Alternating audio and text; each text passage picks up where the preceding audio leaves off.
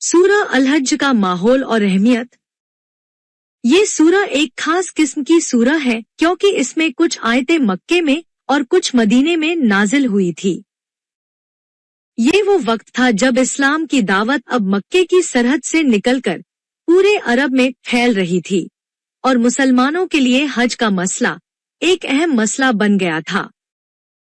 इस सूरा का नाम हज के फर्ज होने की वजह से ही रखा गया है। ये सूरा उन लोगों के दिलों में हज की अहमियत बैठाती है जो अब तक सिर्फ मक्के के मुशरिकीन का एक त्योहार समझते थे, और साथ ही उन मोमिनीन को हौसला देती है जो हज करने जा रहे थे या जिनके दिल में हज का शौक पैदा हो रहा था। सूरा के अंदर की बड़ी बातें और समझ। इस सूरा की शुरुआत ही कयामत के हालात से होती है जब इंसान बेहिसाब घबरा जाएगा। फिर ये सूरा इंसान की पैदाइश के अलग अलग मरहलों की तरफ इशारा करती है। पहले वो एक बूंद था, फिर लहू का लोथड़ा बना, फिर अल्लाह ने उसे पूरा शक्ल दिया। ये बताने के लिए कि जिस अल्लाह ने तुम्हें पहली बार पैदा किया वो दोबारा जरूर पैदा कर सकता है। इस सूरा में हज के कुछ हकाम और मसाइल भी बयान किए गए हैं। मिसाल के तौर पर हज के दौरान शिकार करना हराम है और अगर कोई शख्स गलती से शिकार कर ले तो उस पर कफ़ारा प्रायश्चित वाजिब होता है। ये बताया गया है कि काबा, जिसे हज के लिए किबला बनाया गया, वो दुनिया के लोगों के लिए एक बरकत वाली जगह है और उसमें अमन और सुकून है। सूरा में हजरत इब्राहिम अलैहिस्सलाम का किस्सा भी आता है, जिन्हें अल्लाह ने ही हज की दावत देने का हुक्म दिया था।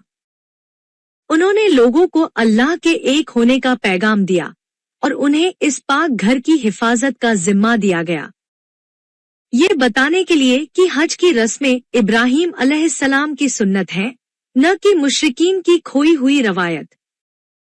इस सूरा में जिहाद का जिक्र भी आता है, यानी अल्लाह के रास्ते में अपने माल और जान से लड़ना। ये हुक्म उस वक्त दिया गया जब मुसलमानों पर मक्के के मुशरिकीन ने जुल्म के पहाड़ तोड़ दिए थे और उन्हें अपने दीन और जान की हिफाजत के लिए इजाजत दी गई। ये बताया गया कि जो लोग अल्लाह की राह में जिहाद करते हैं, अल्लाह उनकी मदद जरूर करता है। सूरा के मुख्य पैगाम। तौहीद और इबादत का सही तरीका। ये सूरा साफ कहती है कि इबादत सिर्फ अल्लाह की होनी चाहिए, उसके साथ किसी को शरीक न ठहराया जाए। नमाज पढ़ो, ज़कात दो और अल्लाह की राह में खर्च करो। आखिरत पर पक्का यकीन। इस सूरा में कयामत के दिन का बहुत ही साफ और डरावना मंजर पेश किया गया है। उस दिन हर इंसान को उसके किए का पूरा बदला मिलेगा। जो लोग ईमान लाए और नेक अमल किए वो जन्नत में दाखिल होंगे, और जिन्होंने कुफ्र किया उनके लिए दोजख की आग है। हज की फजीलत और अहमियत। ये सूरा हज को एक अहम इबादत के तौर पर पेश करती है। ये बताती है कि हज इंसान के अंदर तकवा, अल्लाह का डर पैदा करती है और उसे अल्लाह के करीब ले जाती है। अल्लाह की राह में जिहाद। जिहाद का हुक्म उन लोगों के खिलाफ है जो मुसलमानों पर जुल्म करते हैं और उन्हें उनके दीन से रोकते हैं।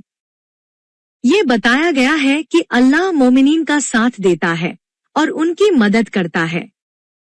अल्लाह की कुदरत और हिकमत। ये सूरा बार बार अल्लाह की कुदरत की निशानियों की तरफ इशारा करती है। बारिश का पानी, जानवर, फसलें, सब कुछ अल्लाह की कुदरत और उसकी हिकमत की गवाही दे रहा है। सूरा अल-हज की आज के वक्त में अहमियत। ये सूरा आज के हर मुसलमान के लिए एक जिंदा रहनुमा है। ये उन लोगों के लिए एक पुख्ता दलील है जो हज को सिर्फ एक सैलानी सफर समझते हैं। ये बताती है कि हज एक इबादत है जिसमें इंसान का दिल और जिस्म दोनों शामिल होते हैं।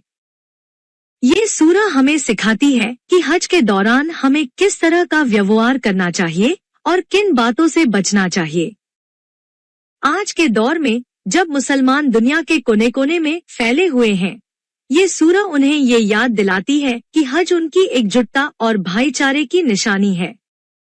ये सूरा हमें ये भी सिखाती है कि अल्लाह की राह में जिहाद सिर्फ लड़ाई झगड़ा ही नहीं, बल्कि अपने नफ्स की बुराइयों से लड़ना और अल्लाह के दीन को अपनी जिंदगी में लागू करना भी है। सारे काम सिर्फ अल्लाह की रजा के लिए करने चाहिए, न कि दिखावे या शोहरत के लिए। यही इस सूरह का सबसे बड़ा पैगाम है।